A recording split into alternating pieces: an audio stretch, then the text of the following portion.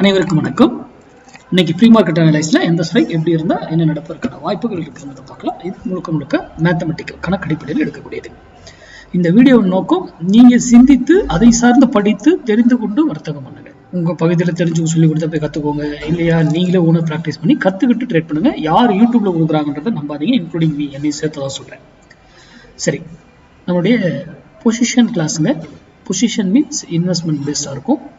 All மார்க்கெட்ஸ்க்கு இது பொருந்தும். இதனுடைய கிளாஸ் வருகிற ஏப்ரல் 6ஆம் தேதி துவங்குதுங்க. அதுக்கான டீட்டெயில்ஸ் டாபிக் எனக்கு மெசேஜ் பண்ணி நீங்கள் டீட்டெயில் வாங்கிக்கலாம். ஓகேங்களா? சரி, இன்னைக்கு மண்டே.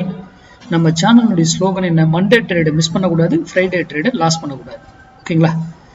மண்டே ட்ரேடு அப்போ எவ்வளவு பர்ஃபெக்டா எப்படி பண்ணணும் அப்படிங்கிறத நீங்க பயன்படுத்தி அதை யூட்டிலைஸ் பண்ணுங்க. சரி, இன்னைக்கு 22,600 கால், நல்லா கவனிங்க. 22,600 கால் 92 ரூபாய்க்கு மேல இருந்தா நிப்டி ஏறுவதற்கு ட்ரை பண்ணும், அதற்கு கீழே இருந்தா இறங்குவதற்கு ட்ரை பண்ணும். யாரு? நிப்டி இறங்குவதற்கு ஏறுவதற்கு தான் ட்ரை பண்ணு சொல்றேன். இந்த ஸ்ட்ரைக் இறங்குன்னு நான் சொல்லல, நல்லா புரிஞ்சுக்கோங்க. அப்போ என்னடா இவரு எல்லாம் மார்க்கெட் சப்போர்ட் அண்ட் ரெசிஸ்டன்ஸ் வைத்து சொல்லுவாங்க, ஒரு வித்தியாசமா இதை சொல்றாரு அப்படின்றத இதை சிந்திக்கிறதுக்காக மட்டும்தான்.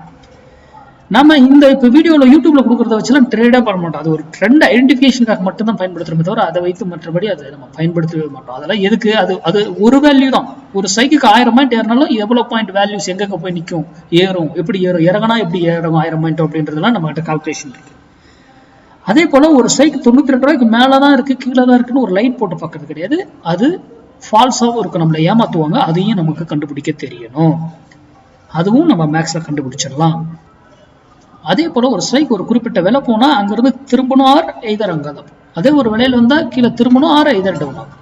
அப்போ இது எல்லாமே கால்குலேஷன் பேஸ்ல நம்ம எங்க போனாலும் ஸ்ட்ரைக்கை பேஸ் பண்ணி ட்ரேட் பண்ணுங்க. Option market support and resistance வச்சு ஆப்ஷன் பையிங் பண்ணாதீங்க தயவு செய்து. ஓகேங்களா? அதனால புரிந்து கொண்டு தெரிந்து கொண்டு வரது. நன்றி, வணக்கம், வாழ்க வளமுடன்.